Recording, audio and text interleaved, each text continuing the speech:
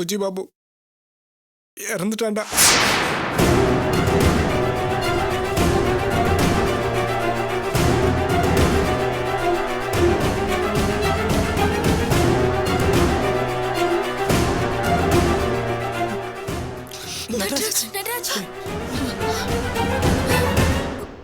கொண்டுட்டேம்மா, புஜ்ஜிபாபு நானே கொண்டுட்டேன்.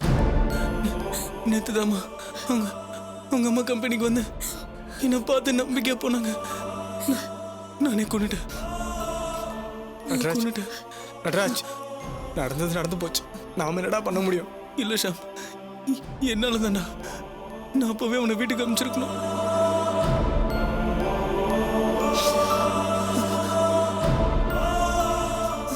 அந்த ஆக்சிடென்ட் எனக்கு நடக்க வேண்டியதுதான். உனக்கு இருக்க வச்சு நான் தான் கொண்டுட்டேன்.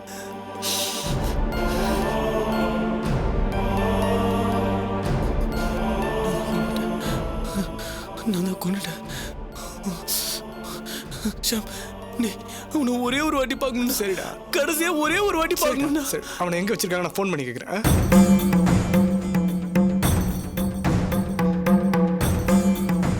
அவ்வளோ வேலைண்ணே, புச்சி பாபு பாடியை எங்கண்ணா வச்சிருக்காங்க? அப்படியா?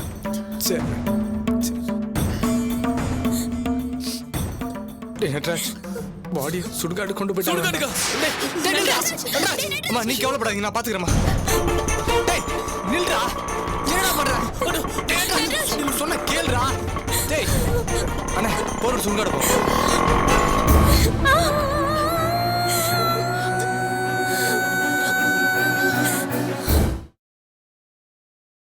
ஏன் பாபு, நீங்க 2 பேரும் ஒருத்தருக்கு ஒருத்தர் புரிஞ்சுக்கிட்டு தானே கல்யாணம் பண்ணிக்கிட்டீங்க? இல்லப்பா, அந்த பொண்ணு எதுக்கு எடுத்தாலும் சட்டு சட்டுன்னு கோவப்படுதே, அதான். நீ வரமா, கொஞ்சம் சுமாருமா. ஏண்டா அவங்க கேக்குறதுல என்ன தப்பு? நாங்களும் எல்லா விஷயத்தையும் கேள்விப்பட்டோம். கல்யாணத்துக்கு முன்னாடியே நீங்க 2 பேரும் பிரிஞ்சிட்டீங்களாமே.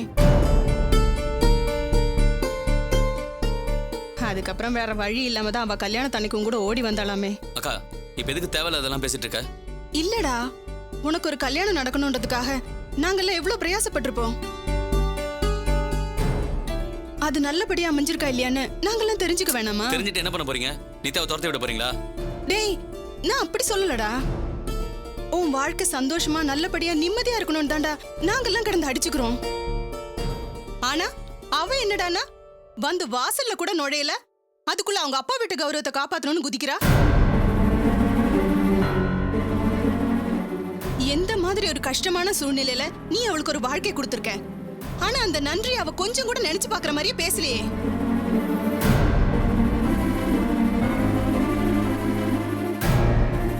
இதுதான் நம்ம வாழ போற வீடுன்ற நினைப்பு கொஞ்சமாவது அவன் மனசுல இருந்திருந்தா இப்படி எடுத்தறிஞ்சு பேசுவாளா? இத பாருங்க, ஒருத்தர் மாத்தி ஒருத்தர் குத்தம் சொல்லிக்கிறதுனால எதுவும் ஆக போறதில்ல.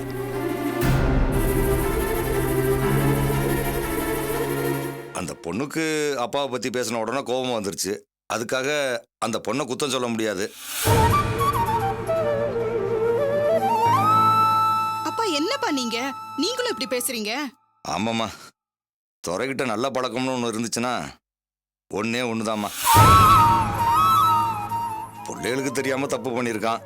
அதான் இந்த பொண்ணுக்கு அப்பனை பத்தி தெரியாம போச்சு.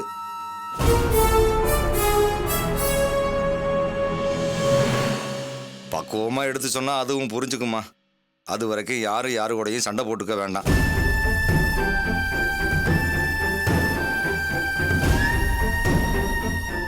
நீ எப்ப இன்னும் உட்காந்துக்கிட்டு இருக்க?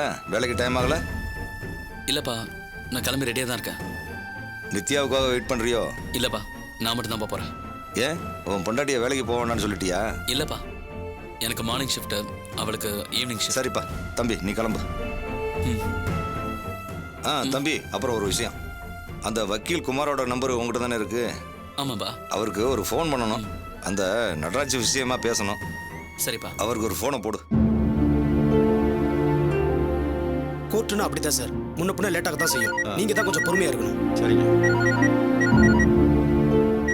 நீங்க கொஞ்சம் உள்ள இருங்க, நான் வரேன். சரிங்க, பார்த்து செய்யுங்க. ஹலோ, பாபு பேசுறேன் சார். அப்பா உங்ககிட்ட பேசணும்னு சொன்னாரு. கொடுங்க. ஒரு நிமிஷம் இருங்க. என்னங்கப்பா? குமாரு, ஆமா நீ இப்ப ஃப்ரீயா இருக்கியா? கொஞ்சம் பேசலாமா? பரவாயில்ல சொல்லுங்க. இல்ல, நமக்கு வேண்டப்பட்ட பையன் ஒரு கம்பெனி வச்சு நடத்திக்கிட்டு இருக்கான். அது திடீர்னு தீப்பிடிச்சு எரிஞ்சு போச்சு.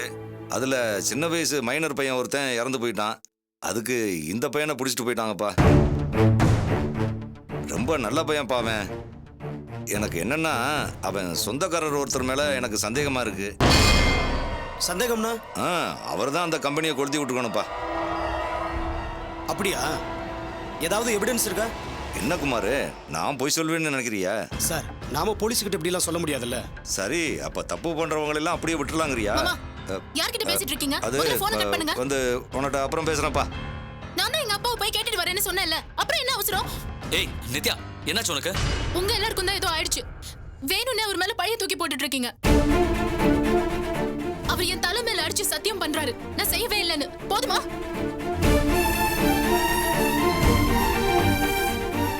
ஏன் மாமா, நீங்க உங்க பொண்ணுங்க மேல பொய்யா சத்தியம் பண்ணுவீங்களா? உங்க அப்பா அப்படி பண்ணுவாருமா?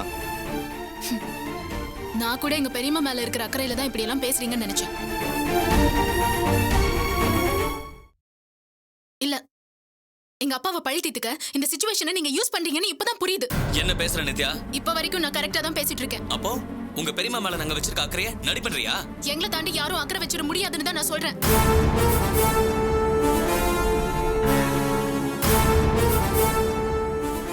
எனக்கு ஒண்ணுனா எங்க பெரியம்மா வருவாங்க. நட்ராஜ்க்கு ஏதாவதுனா எங்க அப்பா தான் பாப்பாரு. உங்க பெரியம்மா தானே உங்க அப்பா செஞ்சதா சொன்னாங்க. அவங்க பழைய கோவத்தை மனசுல வச்சுக்கிட்டு சொல்லிருப்பாங்க. இது பாருங்க, அப்படியே எங்க அப்பா தான் இத பண்ணாருன்னு ஒரு பேச்சுக்கே வச்சுக்கிட்டா கூட அத பத்தி நாம ஏன் கவலைப்படணும்?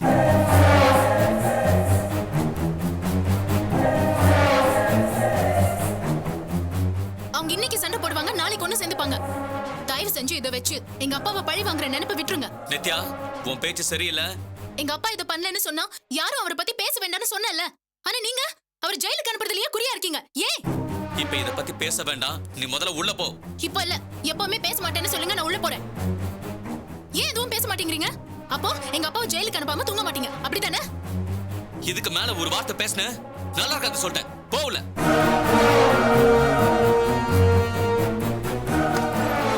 அப்பா, நான் ஆபீஸ் கிளம்புறேன். இந்தாப்பா.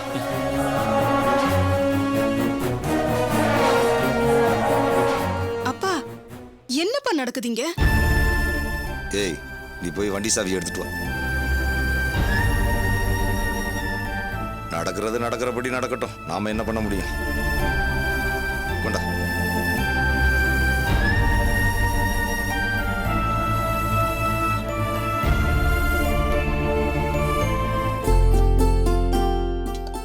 அண்ணி, என் ட்ரெஸ் எப்படி இருக்கு?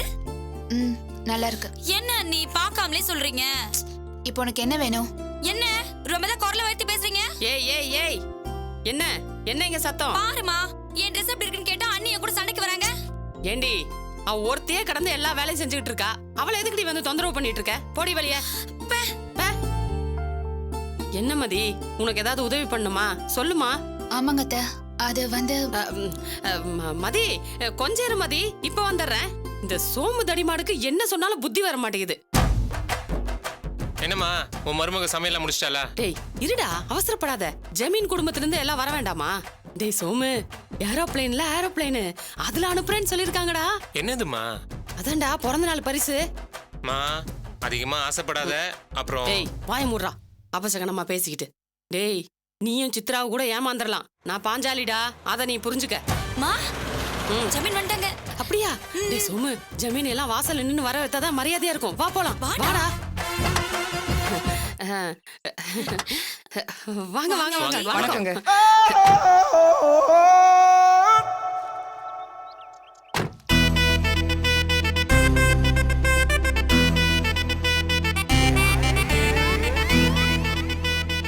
எல்லாரும் மன்னிக்கணும். ஜமீனோட பிறந்தநாள் பரிசை நாங்களே கொண்டு வரணும்னு நினைச்சு கொண்டு வந்தோம். அதனால கொஞ்சம் லேட் ஆயிடுச்சு. சாரிங்க. இல்ல பரவாயில்ல. வாங்க உள்ள வாங்க. வாங்க வாங்க வாங்க, பாத்து வாங்க. வாங்க வாங்க வாங்க. எதுக்கு இவ்வளவு சிரமப்படுறீங்க? நோ நோ நோ, இது ஜமீன் மண்ணோட சொத்து. அவ்வளவு ஈஸியா வெளியே கிடைக்காது. உங்களுக்காக ஜமீன்ல இருந்து ஃப்ளைட்ல வர வச்சிருக்கேன்.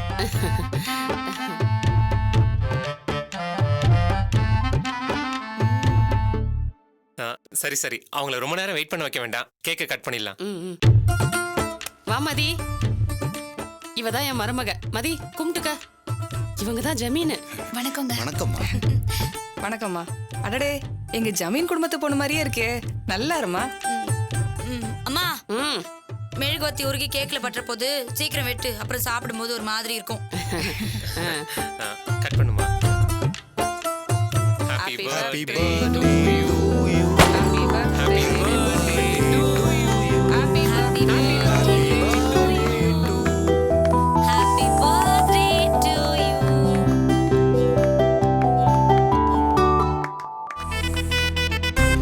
Happy birthday dear mummy. Ma.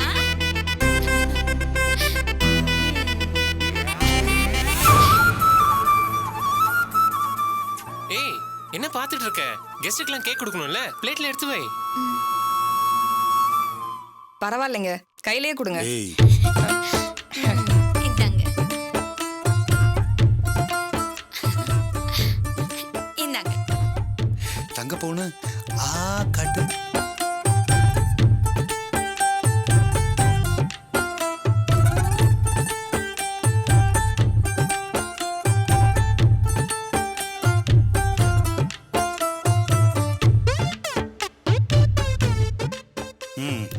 Shenbaganur ஜமீனோட பிறந்த நாள் வாழ்த்துக்கள்.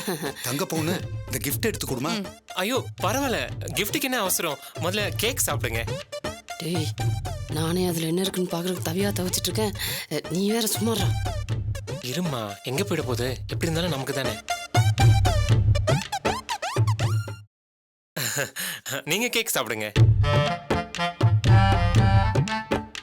ஒரு 4 நாளைக்கு முன்னாடி சொல்லியிருந்தீங்கன்னா நம்ம சமஸ்தானத்துல சொல்லி ரொம்ப கிராண்டா பண்ணிருக்கலாம்.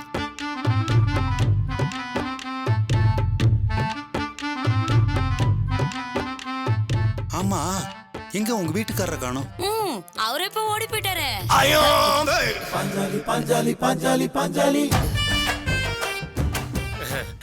ஓடினா ஓவர் டைம் டியூட்டி பார்க்க போயிருக்காரு, அத சொல்றேன். அப்படியா? இல்ல ஜமீனம்மா, இந்த பிறந்த நாள் ஃபங்க்ஷனுக்கு உங்க புள்ள அமெரிக்கால இருந்து வந்திருந்தா எனக்கு சந்தோஷமா இருந்திருக்கும். ரொம்ப பிஸி.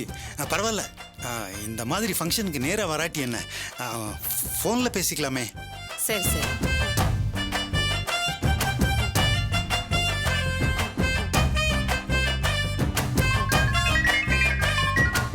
ஹலோ, யாரு?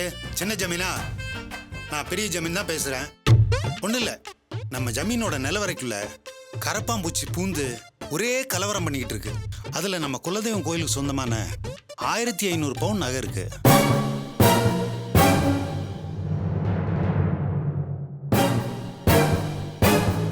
நீங்க இமிடியேட்டா அமெரிக்காவில இருந்து ஒரு பெஸ்ட் கண்ட்ரோல் டெக்னீஷியனை அனுப்பி வைக்கணும். ஓவரா ஆக்டிங் பண்ணி எனக்கு எடுத்து விட்ட அப்புறம் நான் மனுஷனாவே இருக்க மாட்டேன். இந்த மாதிரி புகழ்ச்சியெல்லாம் பெரிய ஜமீன் விரும்ப மாட்டாருன்னு உங்களுக்கே நல்லா தெரியும். என்னப்பா தும்முற? சளி பிடிச்சிருச்சா? கம்மா எல்லாம் குளிக்காதப்பா. ஓவர் ஆக்டிங் பண்ணாதுன்னு இப்பதானே சொன்னேன். அமெரிக்காவில் கம்மாயா? புரியுதுப்பா, அமெரிக்கால கம்மாயான்னு கேக்குற அதானே? ஸ்விம்மிங் பூல தான்ப்பா அப்படி சொன்னேன். நானும் உங்க அம்மாவும் இப்ப தமிழுக்கு மாறிட்டோம்ப்பா. பாரு, சித்ரா கோவக்காரி, மத்தபடி யாரு எது சொன்னாலும் அப்படியே நம்பிடுவா. அதனால இவ்வளவு நேரம் நீ தப்பிச்சிட்டு இருக்க. என்ன மாட்டி விடுறதுக்குள்ள தயவு செஞ்சு போன அவள்கிட்ட கூட. அதான்ப்பா நான் சொன்னனே, சித்ரான்னு ஒரு பொண்ணு, அவங்க அம்மாவோட பிறந்த நாள் விசேஷத்துக்கு தான் வந்திருக்கோம். அந்த பொண்ணுகிட்ட பேசணுமா? இந்தா அம்மா, சச்சின் பெரியசாமி லைன்ல இருக்காரு, பேசுங்க. ஹலோ சின்ன ஜமீனா? என்னங்க நீங்க, இந்த பட்டம் பதவி இது மேலாம் என்னைக்குமே நமக்கு ஆசை வந்தது இல்லைங்க. இதெல்லாம் இன்னைக்கு வரும், நாளைக்கு போயிடும். ஆனா நான் அமெரிக்காவில் படிச்சு வாங்க போற பட்டம் மட்டும்தான் சாகுற வரைக்கும் என் கூடவே வரும். என்னங்க நீங்க எதுவுமே பேச மாட்டேங்கிறீங்க? எனக்கு கொஞ்சம் கூச்ச சுபாவம் ஜாஸ்தி, அதான். கேக்குறப்ப எவ்வளவு சந்தோஷமா இருக்கு தெரியுமா? இந்த கூச்சத்தை நம்ம ஊர்ல மட்டும் தாங்க பார்க்க முடியும். இங்க இங்க எனக்கு தெரிஞ்ச ஒரு ஃப்ரெண்ட் இருக்கான். அவனை ஒரு பொண்ணு லவ் பண்ணி அவன் கற்ப சூறையாடிட்டு ஜஸ்ட் லைக் தட்னு விட்டுட்டு போயிட்டான். நம்ம ஊர்ல எல்லாம் இப்படி நடக்குமா? நம்ம ஊர் பொண்ணுங்களெல்லாம் கோயில் கட்டி கும்பிடலாங்க. என்ன சொல்றீங்க? கரெக்ட். அதனாலதான் வாழ்க்கையில நான் ஒரு தமிழ் பொண்ணை தான் கட்டிக்கணும்ன்ற ஒரு லட்சியத்தோட இருக்கு. கரெக்ட்டுங்க. அப்புறம் பேசுறேன். இந்தாங்க அங்கிள். ஒரு நிமிஷம். என் மதி என்ன நின்னு பாத்துக்கிட்டு இருக்க? வா. ஏங்க நீங்க கேக்க வெட்டி சாப்பிட்டுக்கிட்டே இருங்க. நான் அதுக்குள்ள விருந்து ஏற்பாடு பண்ணிடுறேன். வா மதி வா. டேய் நீ வாடா. வா. டேய் என்னடா திடீர்னு அந்த பொண்ணு பாட்டுக்கு கோச்சிட்டு போகுது? சும்மா ஒரு சின்ன பிட்டு போட்டு பார்த்தேன்ப்பா, அதான். என்னை ஓவர் ஆக்டிங் பண்ணாதன்னு சொல்லிட்டு நீ ஓவர் ஆக்டிங் பண்ணி கெடுத்துட்டியா? அதெல்லாம் நான் சரி பண்ணிக்குவேன்ப்பா. இவனை புரிஞ்சிக்கவே முடியலடி. அப்படியே உங்களை மாதிரியே இருக்கான்ல. ம்.